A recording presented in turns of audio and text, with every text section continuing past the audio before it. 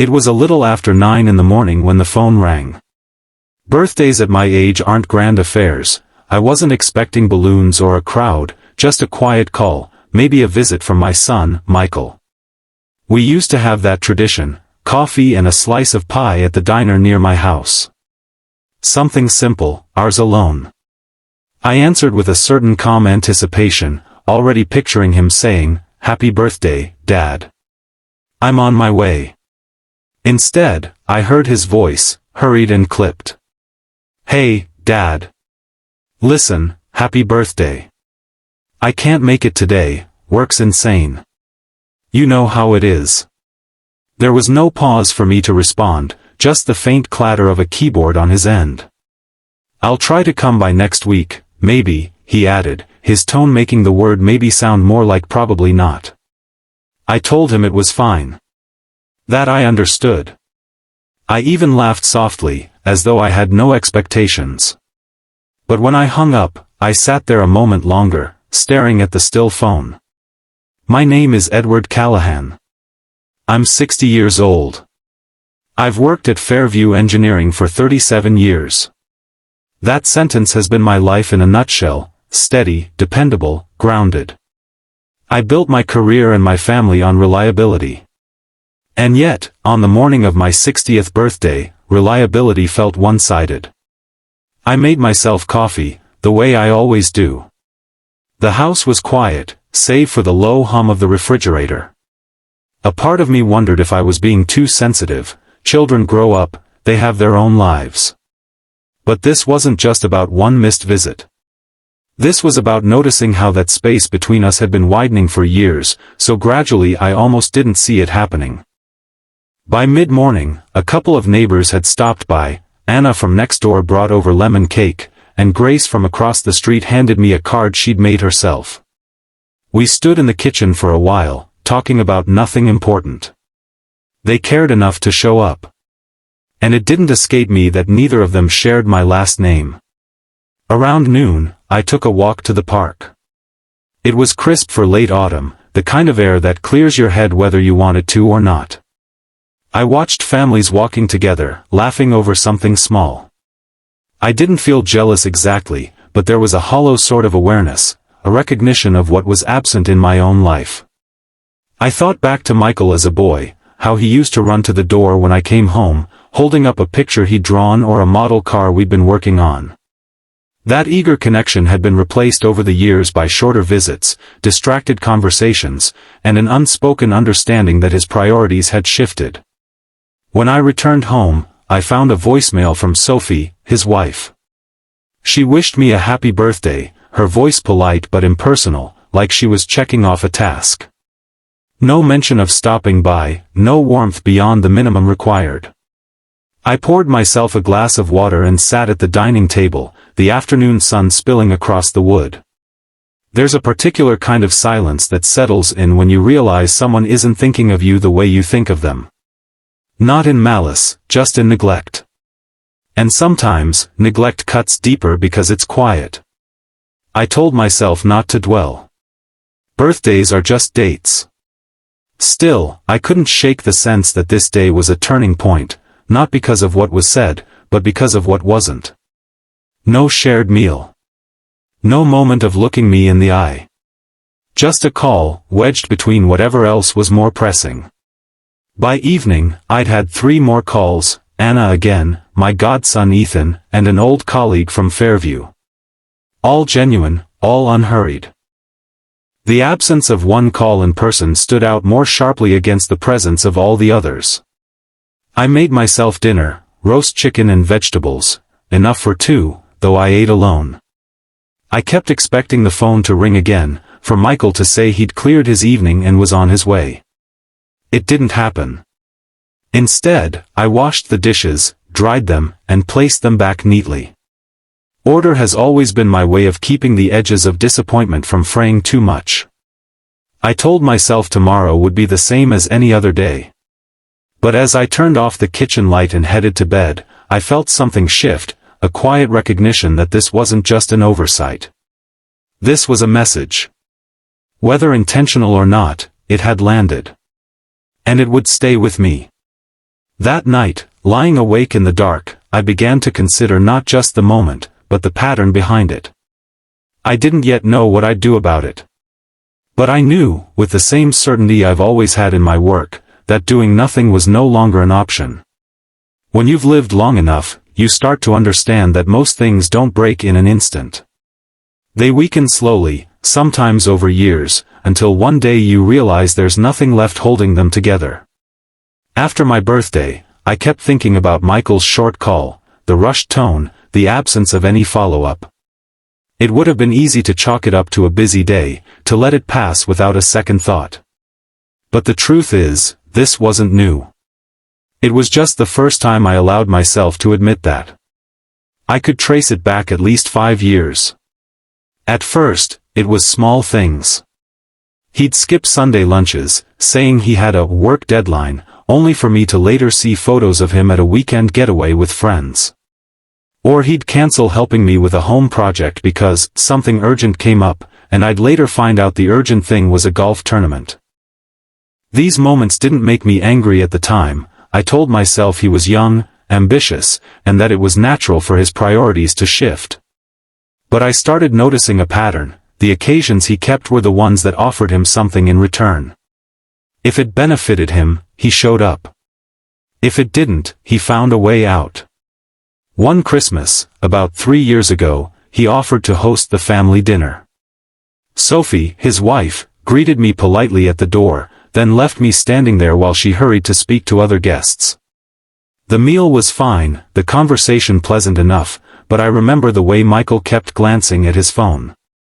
Midway through dessert, he excused himself to take a call, a work thing, he said, and didn't come back for nearly half an hour. I spent most of that time talking with Sophie's father, who seemed more interested in my stories than my own son did. The next year, I invited him to a charity event I'd been involved with for over a decade. It was important to me, and I thought it might be good for him to meet some of the people there. He agreed to come, but on the day of, he called and said he'd been offered last-minute tickets to a sports game. He promised he'd make it up to me, though I can't remember any occasion when he did. I suppose I kept giving him the benefit of the doubt because that's what parents do. We tell ourselves that our children will come around, that life will slow down for them eventually.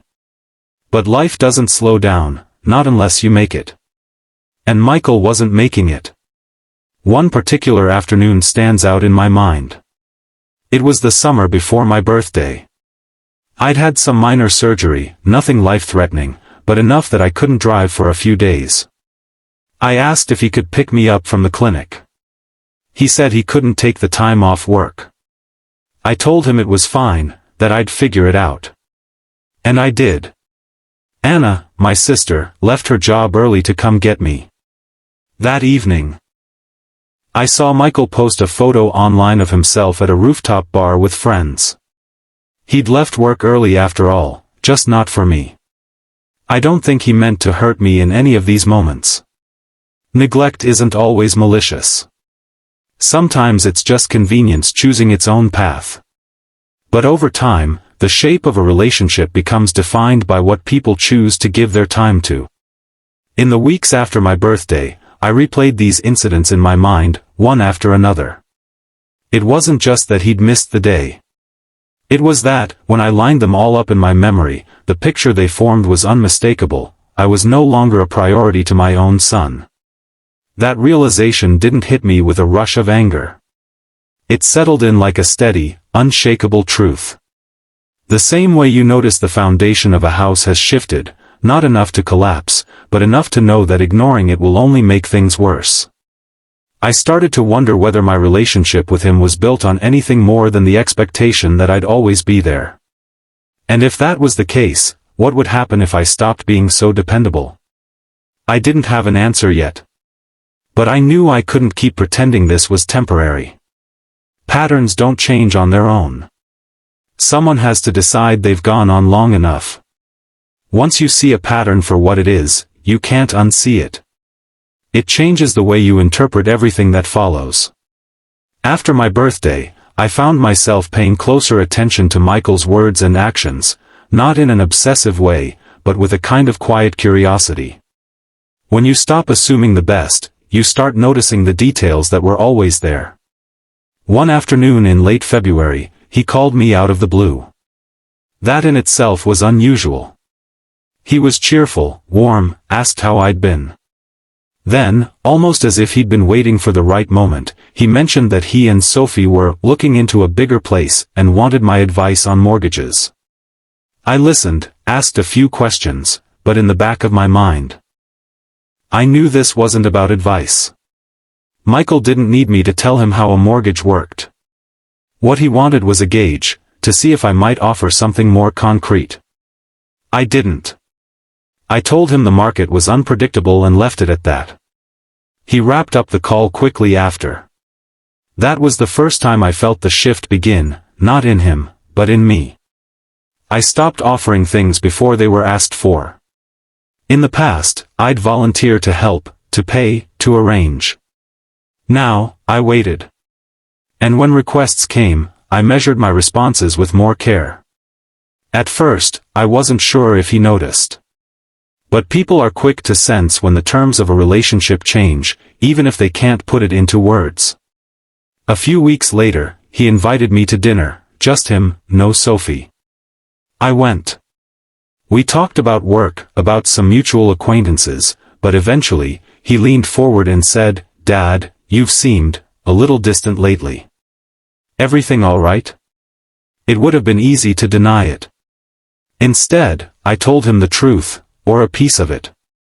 I've just been thinking more about how I spend my time. Making sure I'm putting it where it matters. He nodded, but I could tell he didn't quite know what to do with that. People are uncomfortable when you stop playing the role they've gotten used to. The truth is, the change in me wasn't fueled by resentment. It was something calmer, more deliberate. I was testing what would happen if I stopped being the one to close the distance between us. In March, he called again. This time, it was about his car, some issue with the engine that was going to cost more than he'd planned. He hinted that he might need to move some things around financially. I listened, offered sympathy, but didn't step in. I imagine it confused him. For years, I'd been quick to bridge any gap, to soften any inconvenience for him. Now, I was letting the inconveniences stand. It wasn't about punishing him. It was about seeing what existed when I stepped back. The weeks went on like this. Our conversations became less frequent, but when they happened, there was a new undercurrent, a kind of measuring on both sides. He seemed to be testing how far I'd gone, while I was quietly observing what he'd do without my constant support. The subtle shift wasn't dramatic. There were no arguments, no confrontations. Just a slow, almost imperceptible rebalancing of where my energy went. And the more I did it, the more I realized something. Michael wasn't the only one who had been taking things for granted. I had, too, taking for granted that my giving would be met with appreciation, or at least reciprocity. When it wasn't, I'd simply give more, as though that would fix it. Now, I was starting to see the value in restraint. It's an underrated skill, holding back. Especially when you know you could step in, could solve the problem, could offer what someone wants. Restraint is quiet, but it's powerful. By spring, I was no longer reacting to his patterns. I was letting them play out. And in that space, a plan, not yet fully formed, began to take shape in my mind. Some decisions arrive in a single moment. Others form slowly, taking shape the way a shoreline changes under a steady tide. My decision was the latter. By April, I'd stopped thinking of Michael's behavior as a passing phase. It had been years in the making, and years, I knew, would be the right measure of time to respond to it. I wasn't interested in sharp reactions or pointed conversations. Those tend to fade quickly. I wanted something that would last. The first step was to understand the full picture, not just my side of it. I began to pay closer attention to his life, in the quiet ways you can when you're not pushing yourself into the center of it. I asked mutual acquaintances how he and Sophie were doing. I took note of what they said and, perhaps more importantly, what they didn't. There were small tensions between them, nothing explosive, but enough to tell me that the life he was building had its weak points. Financial strain. Social climbing that didn't always succeed. A constant need to present well to people who mattered to him. It occurred to me that my role in his life had been to quietly remove obstacles. And without me doing that, those obstacles would remain. One afternoon in late spring, my attorney called about some routine estate paperwork. We'd worked together for over 2 decades, and I trusted her judgment. I asked her, almost casually, to send me an updated breakdown of my assets and beneficiaries. It was something I hadn't looked at closely in a while. When the documents arrived, I sat at my desk and read them in full. Everything was still as I'd said it years ago, Michael as the primary heir, Sophie as a secondary in case anything happened to him. It was a simple, straightforward structure. Too simple, I thought. Too certain. I didn't make any changes that day. That would have been impulsive, and I wasn't in a rush. But I did start keeping a separate notebook, tucked away in my desk drawer. In it, I wrote down possibilities. Not just about the will, but about the flow of my time, my attention, my resources. How I might redirect them in ways that mattered more to me. I also made a conscious effort to strengthen my connections elsewhere. Old friends I hadn't seen in a while.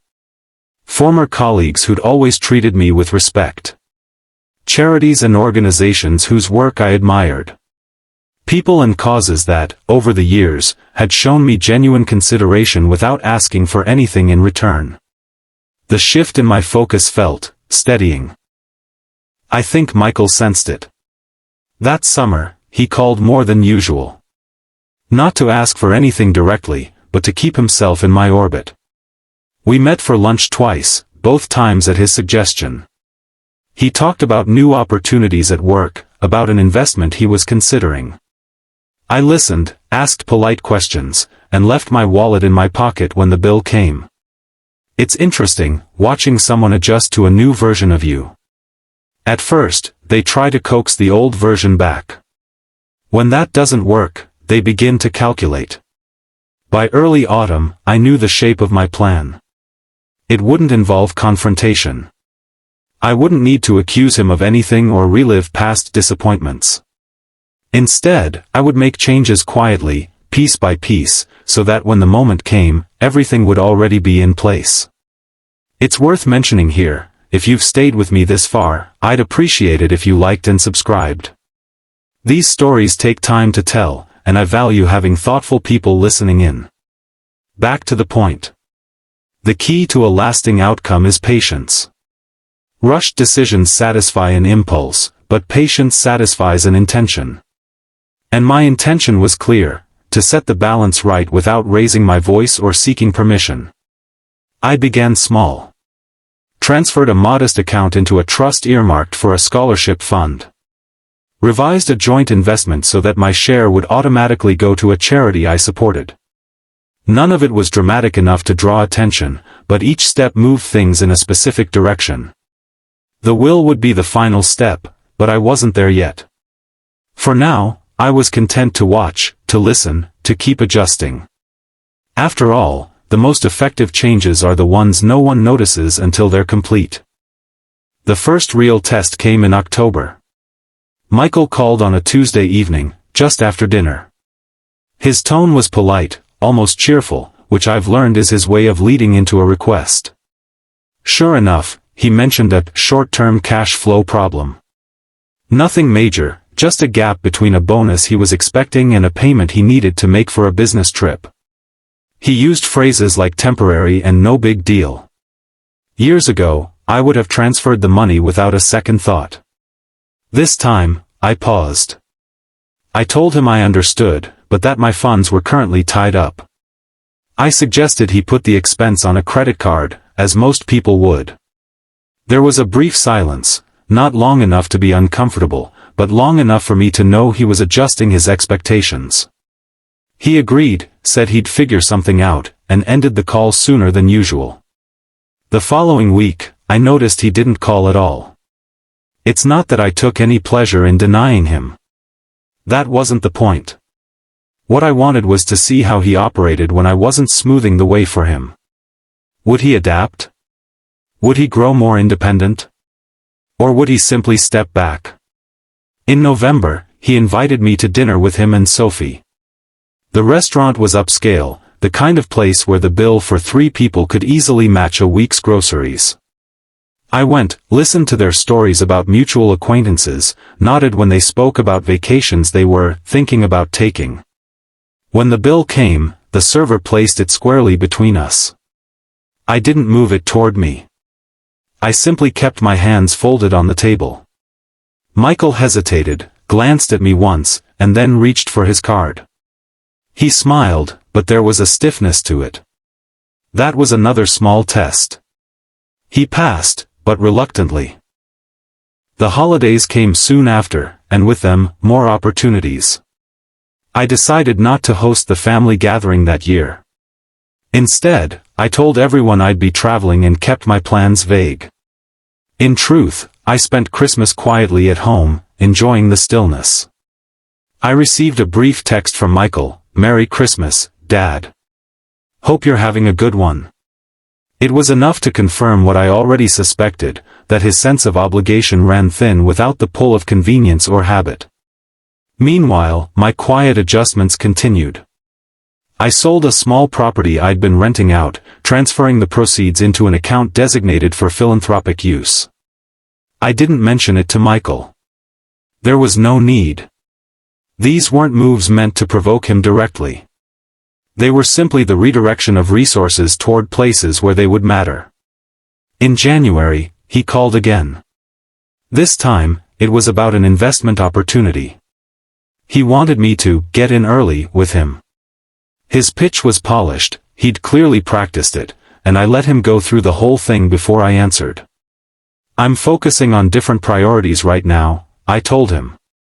"It's not a good fit for me." He sounded puzzled. "Different priorities?" "Yes," I said. "I've been thinking a lot about what I want to support in the years ahead." Another pause. "Right. Well, I get that." I don't think he fully did, but that was fine. Understanding wasn't required. Testing boundaries like this wasn't about punishing him. It was about creating a space where his assumptions about me could shift. I wanted him to see me as someone who made deliberate choices, not someone whose role was to provide on demand. By the end of winter, those small changes had started to settle in. He called less often, but when he did, the tone was different. More cautious. More careful with his words. It reminded me of a lesson I'd learned long ago in business. When people realize they can't predict your next move, they start paying closer attention. And that was exactly where I wanted him. It was February when I made my first appointment with Mr. Hayes, my attorney of more than 20 years. I didn't tell Michael I was going, and I didn't mention it to anyone else. Mr. Hayes greeted me in his usual understated way, no small talk, just the practical questions that come with his line of work. We'd updated my will a few times over the years, mostly to reflect small changes, a property sold, a new account opened, that sort of thing. But this time, I had a much broader revision in mind. I'd like to revisit the structure entirely, I told him. He raised an eyebrow. In what way? I want to ensure that my assets are distributed based on meaningful connection, not assumption. And I'd like to include a few organizations that align with my values. Mr. Hayes didn't need more explanation than that. He'd seen enough cases where a will was less about legacy and more about obligation. He opened a fresh file and began taking notes. We reviewed the estate in detail. The house, 2 investment properties, the retirement accounts, the brokerage portfolio, a few life insurance policies. The total figure was comfortable, enough to make a difference to anyone who received it. And for years, I'd operated under the belief that Michael would naturally inherit the bulk of it. Now, I began redirecting. A percentage would go to a scholarship fund for students from modest backgrounds. Another portion would support a local clinic that had helped my late wife in her final years. The investment properties would be left to a trusted niece who had never asked me for anything yet visited every few weeks just to share a meal. And Michael? He would still receive something, but not the lion's share. Enough to acknowledge him as my son, but not enough to sustain a life of assumption. This was not a decision I made lightly. I spent the next few weeks reviewing every clause, every beneficiary. I wanted the plan airtight, free from any loopholes that could invite dispute. Mr. Hayes and I met twice more, each time refining the language. By the end of March, the new documents were signed and sealed. The sense of clarity was immediate. I wasn't motivated by spite, that's too volatile a fuel. What I felt was something cleaner. Balanced. This was about ensuring my life's work went where it would be valued. At the same time, I began moving certain accounts into trusts with clear conditions. Some would require periodic reporting from the beneficiaries to remain active. Others would be dispersed only upon meeting specific milestones, such as completing a degree or maintaining a nonprofit project. I told no one about these changes. There was no reason to. Silence was part of the strategy. The less people knew, the more natural their current behavior would remain, and I wanted to see Michael's unfiltered self for as long as possible. One evening in April, Michael called to float an idea about co-signing a loan for a property development.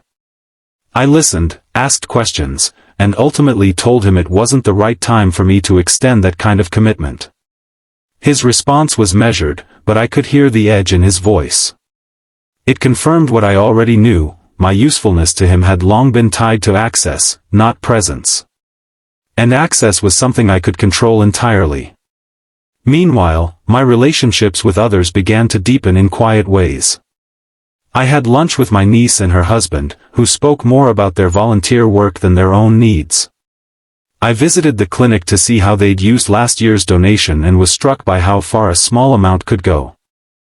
I started to think about legacy in practical terms. Not just who would remember me, but who would benefit from the resources I'd leave behind.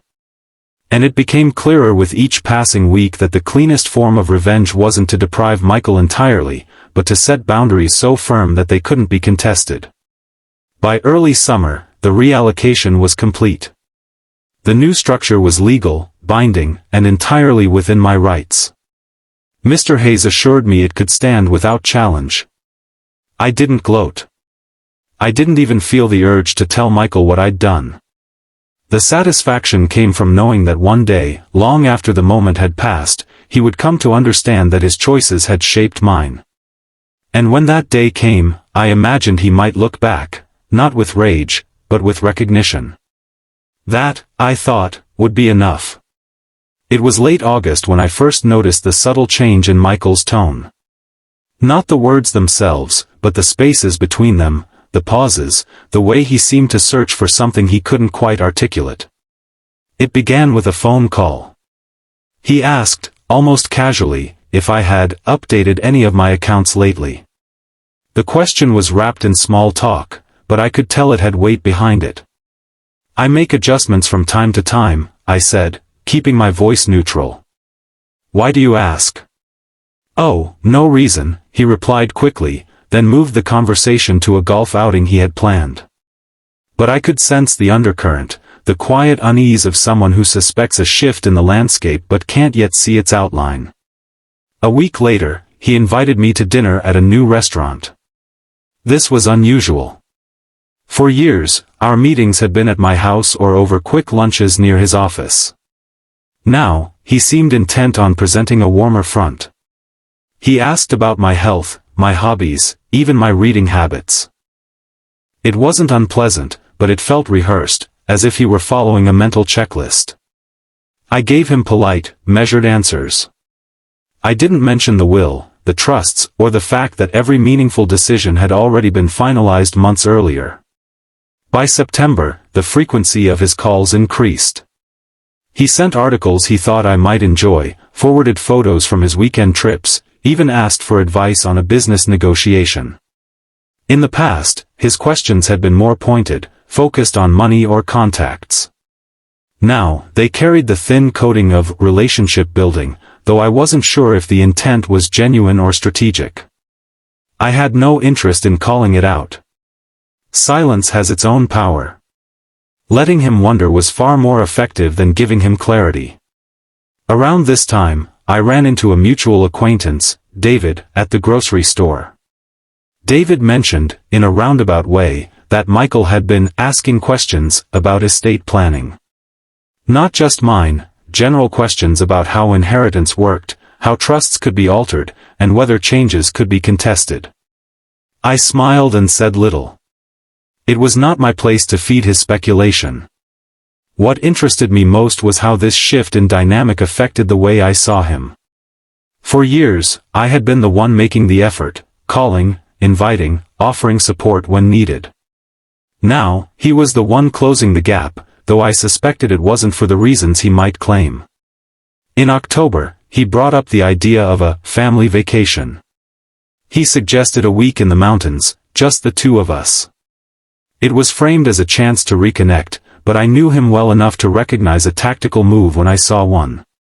"I'll think about it," I said. And I did think about it, not because I was tempted, but because it reaffirmed something important. Once the flow of easy advantage slows, people often try to restore it in ways they believe will be convincing. It wasn't that I disliked his company. I just no longer felt obligated to fill the space he'd neglected for so long. By late autumn, the tone of his voice had grown more careful. He laughed a bit more, agreed with me more readily, even brought up old memories we hadn't discussed in years. I imagine it was an attempt to remind me, or perhaps himself, of the bond between us. One evening in November, after a particularly warm phone call, I sat in my study and considered how little I had needed to do for all of this to unfold. No confrontation. No declarations. Just quiet, consistent action followed by deliberate stillness. It struck me then that the real turning point wasn't the moment I changed the will. It was the months after, when I resisted the urge to correct his assumptions. In giving him no clear answer, I'd given him the space to imagine dozens of possibilities, and that, I suspected, was more unsettling than any confirmed fact. When December arrived, Michael sent me a gift for the holidays, something thoughtful and expensive. A leather-bound set of books from an author we had once discussed when he was in college. It was the kind of gift you give someone you want to impress. I thanked him warmly, but inside, I knew what it represented. Not reconciliation. Not guilt. Just a quiet acknowledgement that he had noticed something was different, and that he was trying, in his way, to respond. It was enough for me to know that the balance had shifted.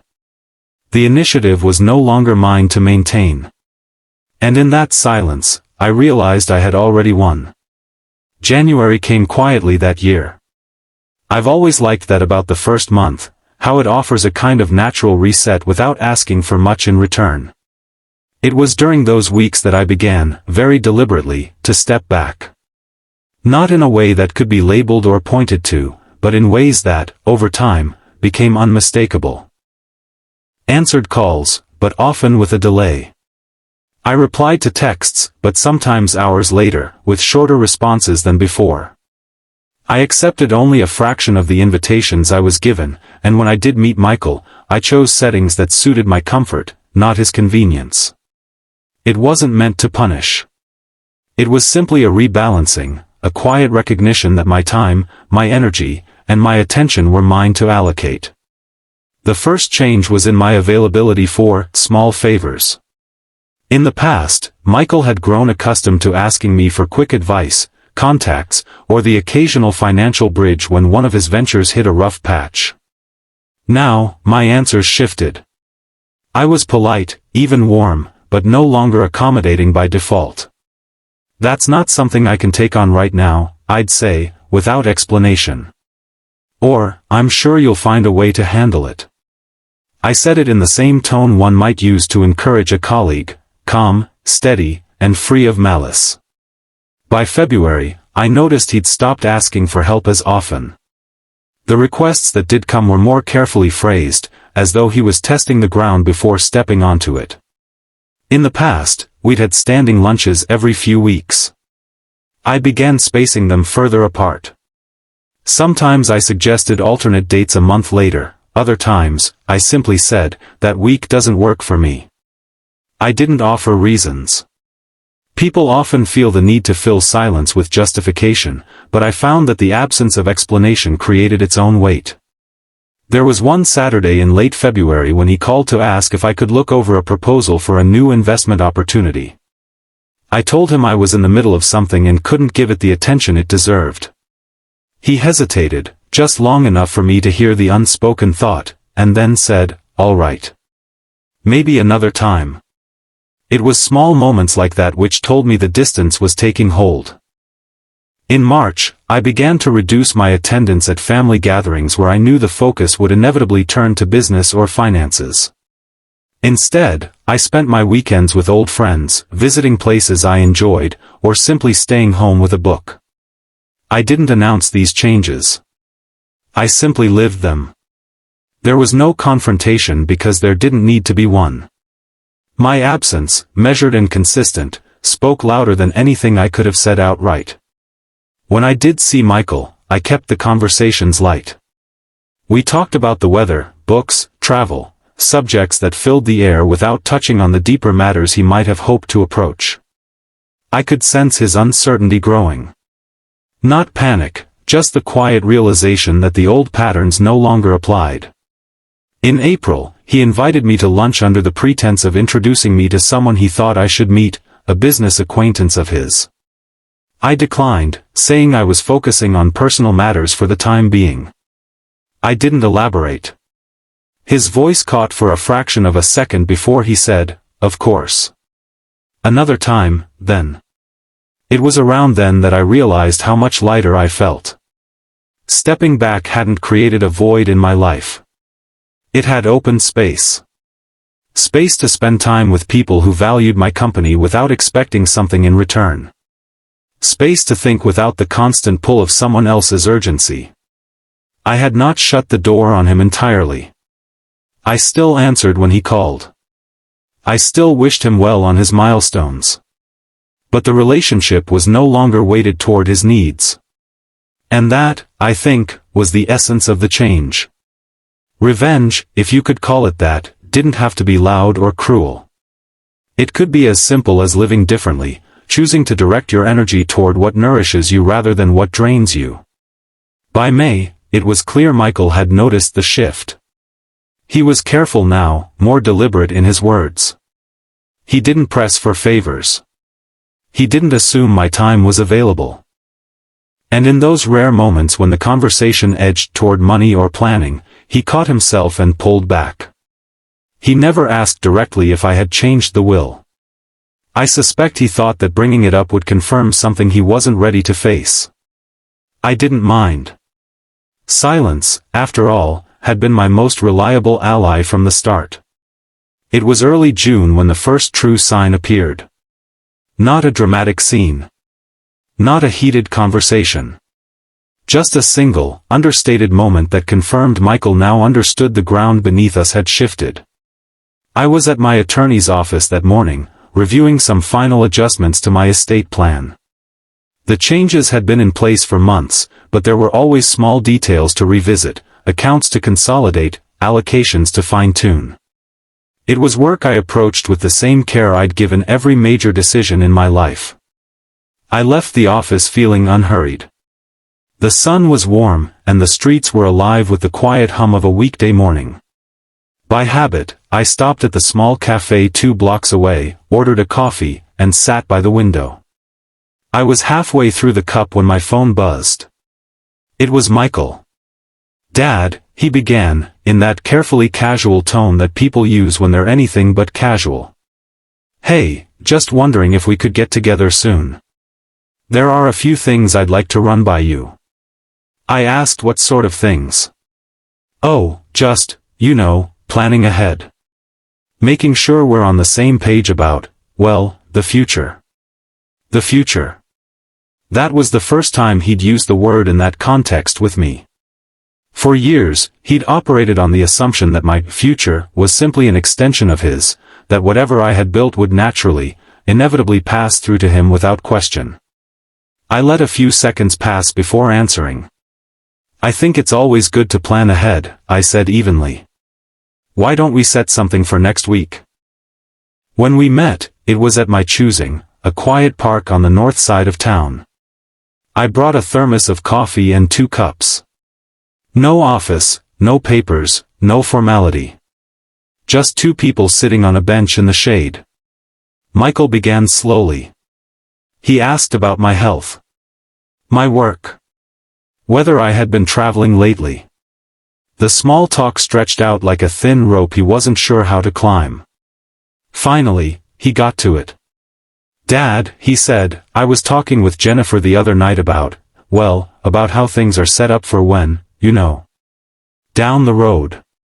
He looked away as he spoke, as if searching for the right words in the trees across from us. I sipped my coffee and waited. "I just want to make sure nothing's changed that I should know about," he continued. "I mean, it's important to be prepared. For everyone's sake." There it was, not a question, not an accusation, but a fishing line cast carefully into the water. I answered as simply as I could. "I've made sure everything is in order. That's all anyone needs to know." He studied me for a moment, as if weighing whether to push further. But he didn't.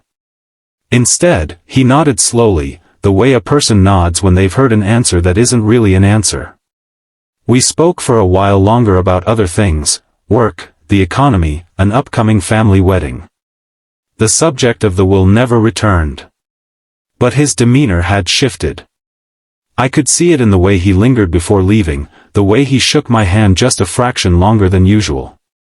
Something had settled in him, not certainty, but suspicion strong enough to feel like knowledge. Over the next few weeks, I noticed more signs. He began calling more often, not to ask for help, but simply to check in. His tone was warmer, though tinged with an undercurrent I couldn't quite name, maybe caution, maybe regret. Once, he sent me an article about the importance of documenting one's wishes early. Another time, he invited me to dinner at his home, a rare reversal of the usual arrangement. I accepted, and the evening passed pleasantly enough, though I could sense his attention circling back to the same unspoken question. He never asked again directly. I think he knew the answer wouldn't change, and that asking would only make his awareness harder to ignore. The confirmation, for me, didn't come in words. It came in the quiet shift of his behavior, the softer edges, the deliberate courtesy, the occasional glance that seemed to measure rather than merely observe. I had no desire to humiliate him or spell anything out. The point was never to win a confrontation. The point was to change the terms entirely, to set a precedent that would outlast any single conversation. By July, I knew the change was permanent. Michael had adjusted his expectations, even if he hadn't admitted it to himself outright. The days when my resources were his safety net were over. And in that quiet understanding, I found the closure I had been moving toward all along. The last stage of this, for me, was never about tying things up with a speech or a grand gesture. It was about settling into a new rhythm, one where I knew exactly where I stood, and where Michael did too. By late summer, the change in our dynamic felt almost unspoken but undeniable. He called regularly now, though not as often with a specific ask. Our conversations were polite, even warm at times, but there was always a certain carefulness in his tone, a respect born not from fear, but from the quiet realization that his assumptions had been dismantled. I didn't gloat, and I didn't withdraw. That's not how I wanted to live. But I also didn't bend the way I used to. Where once I might have agreed to cover an unexpected expense or just help out this once, I now offered advice instead of money, encouragement instead of intervention. My role shifted from silent provider to something more neutral, present, but not obligated. One evening in September, we met for dinner at a modest Italian place halfway between our homes. The kind of spot where the lighting is soft, the bread comes warm, and the staff know your name after a few visits. Michael talked about work. He'd been passed over for a promotion, though he claimed not to be too bothered. He mentioned a trip he and Jennifer were planning, a week in the mountains to recharge. When the check came, I reached for it, then paused. "Why don't we split it?" I said lightly. He hesitated, just for a second, then nodded. "Sure, Dad." It was a small thing, almost meaningless to an outsider. But in the quiet ledger I'd kept in my head, it was a clear entry: the balance had shifted. That night, driving home, I thought about the arc of the past year. How it had started with a phone call on my birthday that lasted less than 5 minutes. How that single moment had been just the most visible symptom of a longer, deeper pattern. I thought about the plan I'd put in motion, not out of spite, but out of a desire for clarity, for a structure that would outlive temporary moods and changing circumstances. The changes to my will were permanent, but more importantly, so was the shift in my mindset. I didn't need to cut Michael off completely to make my point. I just needed to make sure my support was no longer something he could rely on without effort or appreciation. That was the real change, the one that couldn't be undone with a single conversation.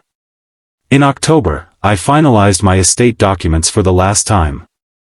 I left something for Michael, of course. Enough to help. But not enough to replace the need for his own work and discipline.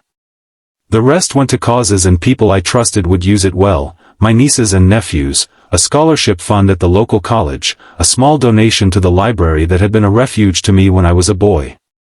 I didn't tell him the exact details. There was no reason to. The knowledge that things had changed was enough. Our relationship didn't break under the strain. In fact, in some ways, it improved. Without the constant undercurrent of expectation, our conversations became less transactional. We spoke more about books, about films we'd both seen, about the news.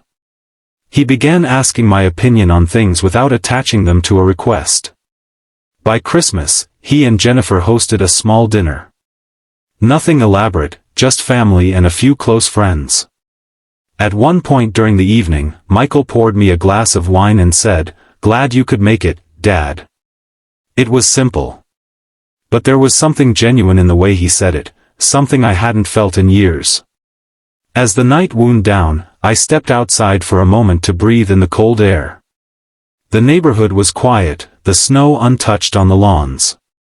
I thought about how different the year could have been if I'd chosen a different path, if I'd lashed out in anger, or cut him off entirely, or tried to force a reconciliation. Instead, I'd chosen patience. A slow adjustment, deliberate and controlled.